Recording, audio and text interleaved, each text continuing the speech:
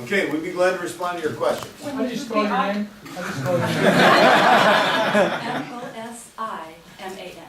When the governor talked with me on the day that Auditor Bob announced he was leaving, he said he wanted to choose a woman, which he's done, and he also said he wanted to choose someone who would seek election in 2014. Are you going to seek this post in 2014 on the ballot? Well, as I said during my remarks, I think it's very important to have consistency in this office. I have been elected 3 times. I am looking forward to a statewide campaign. So you are gonna run? You are going to Yes. Were you answering for her, or was that? My wife gives me a hard time about that. I'm a little quick sometimes. Sorry. And you're a Republican? Yes, I am a Republican. Okay, and you were elected, so you served 10 years as the elected auditor in Ames? Yes, I had 3 elections, and I served as auditor the entire 10 years. When was Right, the in last- Nevada, by the way. That's where the County. county seat is. When Just was a- the last time you did the work of a CPA? As a county auditor, you're in charge of elections, and in the Secretary of State's office, you were also working on elections and business filings. When was the last time you actually worked as a CPA? I did not work as a CPA in the county auditor's office. That's not a requirement of the job. I had my CPA while I was county auditor, and there's financial responsibilities there. I did work in the private sector, not as a CPA, but in the accounting arena.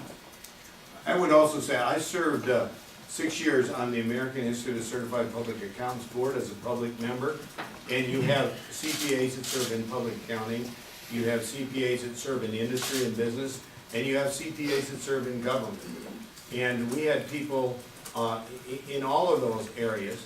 The great thing about a CPA is they have the expertise and the knowledge, and I think the integrity to provide sound financial information, accurate, reliable information.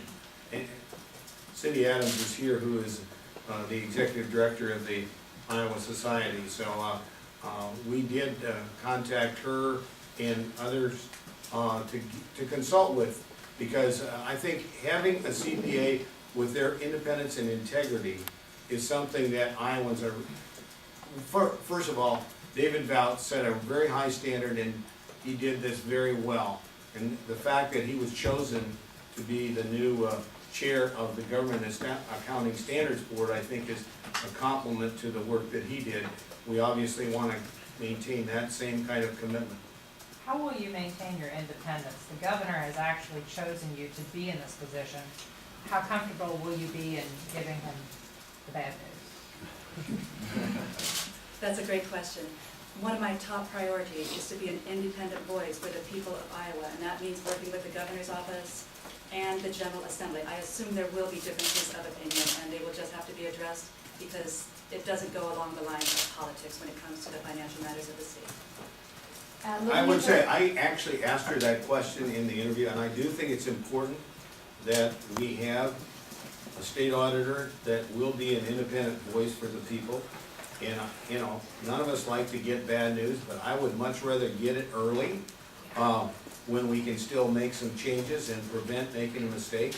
So one thing I would just ask the auditor to do is, if she sees that the General Assembly or the governor or the combined were making a bad move, let's, know about it in advance and try to correct it as quickly as we can. Are And there Mary, any how old are fiscal you? threats on the horizon or concerns you have looking at the state's finances?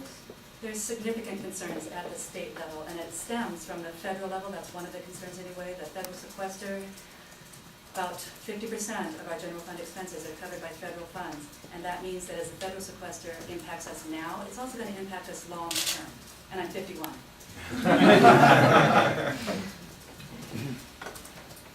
And you're deputy state, or you're deputy secretary of state now? That is my title as of Friday.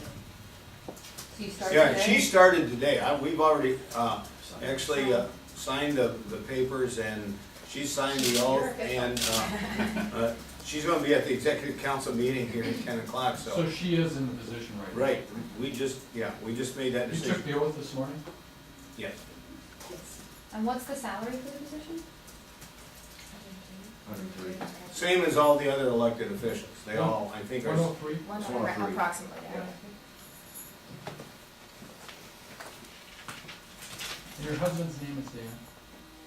Yes, 4 daughters. What are the age of your children? 23, 21, 18, and 17.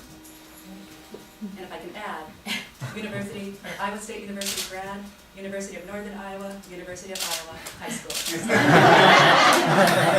All bases covered.